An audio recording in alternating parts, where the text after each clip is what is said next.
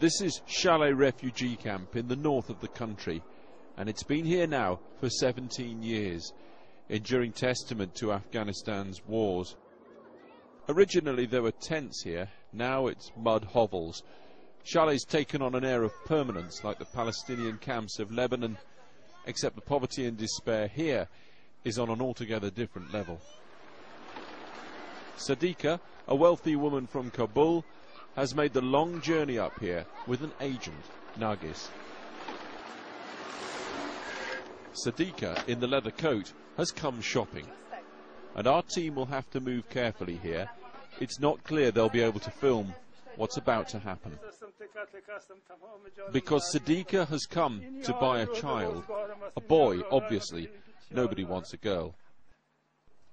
And in the desperate poverty of Chalet refugee camp, a father, Nek Mohammed, is willing to sell a son. It is the only way he can feed the other children through the coming winter. She wants to buy Qasem, who's 8 years old. Nargis, the agent, has already bought one of Qasem's brothers.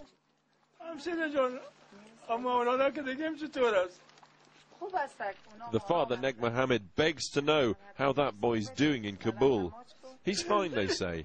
And Sadiqa buys the other son, Qasem. Say your goodbyes now. It's time to go, she says.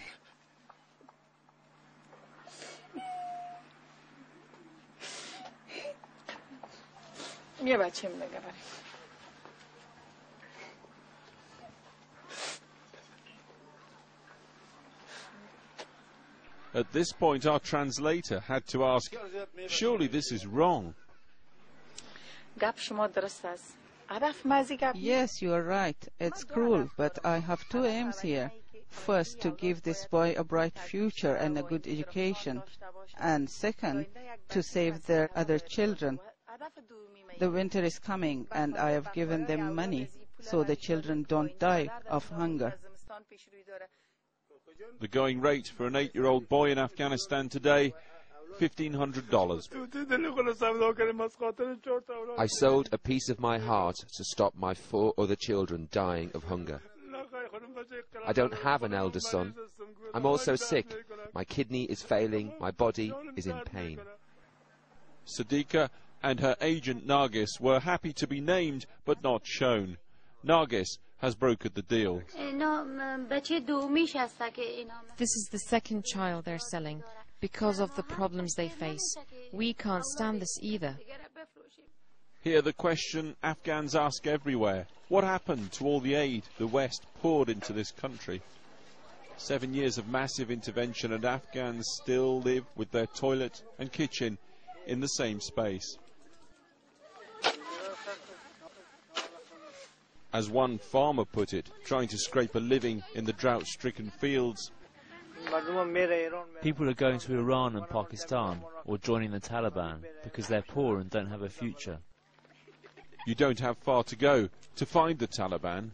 Just a few miles from the refugee camp, Mullah Mesher, Taliban commander and landowner, has a queue of people lining up with their problems. An MP's surgery, perhaps, Taliban style. Only he's not elected, of course, and you only get heard if your complaint's written down on new Taliban stationery. The Islamic Emirate of Afghanistan, it says. So here you have it, the much talked about parallel Talibanistan, gradually spreading across the country. And why? Because you can't get government officials to do anything without endless backsheesh and corruption, they say. I'm serving my people in the name of God. Because the government is not helping, people are turning their backs on them. Everyone is coming to us. It's an honor to serve our people. People like Jalal, who is blind and has a dispute over some land. So he's come here because he trusts the Taliban to sort it more than the government. And there are many, many Afghans like Jalal. Even so, the Taliban here repay this public trust with public extortion. Just a few feet away, they're taking money for electricity. The Taliban can't control the supply, but they can cut you off if you don't pay up. They have a list. Lawlessness, though, isn't the sole preserve of the countryside. Our teams come south to Kabul, a city plagued by endless kidnappings. Even here in the capital, the government so feeble that abduction is big business. Police special forces, anxious to show they're doing something, say they have intelligence that 2 young hostages are being held by a gang in the suburbs. They've set up a raid. Here's the plan. This woman will pose as a beggar and knock at the door. The theory is, with women around, they won't open fire.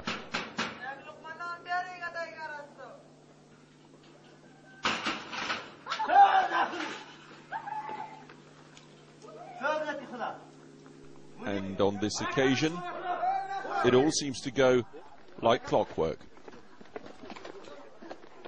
3 kidnappers marched out at gunpoint. Moments later, 2 terrified and bewildered hostages, both, we're told, sons of prominent businessmen, lured from their homes and seized.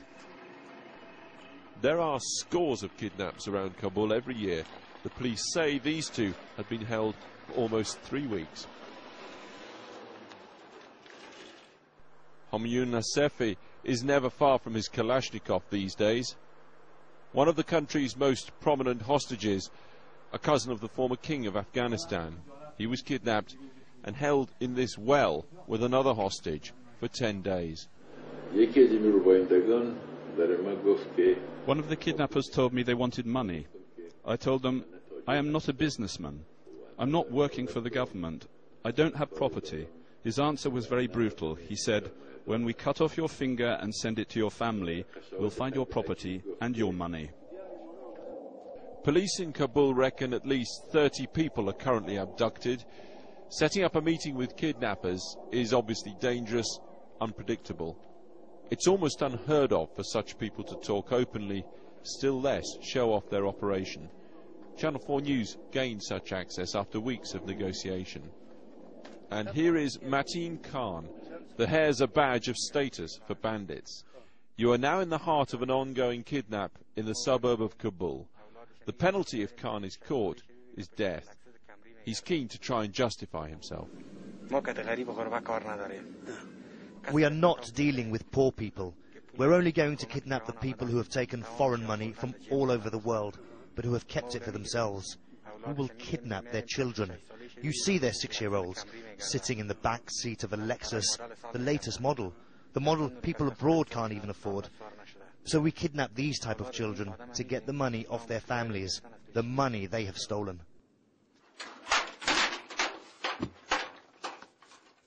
Moments later, he showed off an Afghan teenager held hostage right here in this suburb of Kabul. Is this him? Yes, this is him. If you don't get the money, what will you do with him? We'll sell him, or take his eyes out and bring him to the eye hospital and call his relatives, or we'll sell him to the Taliban. Apparent proof here of what's been so widely rumoured, the link between criminal gangs and the Taliban. How much would the Taliban pay? They'll pay what we want. Your time's up now. Go away. The interview was over. Children for sale, the Taliban's parallel government, and the booming kidnap business. All of them fueled by corruption, lawlessness, and the desperate need to get money, anything considered. It is the essence of what Afghanistan has crumbled to. And the hostage, well, the kidnappers said his father was rich. He'd taken money from 37 foreign countries, they said. We do not know if he made it out of here alive.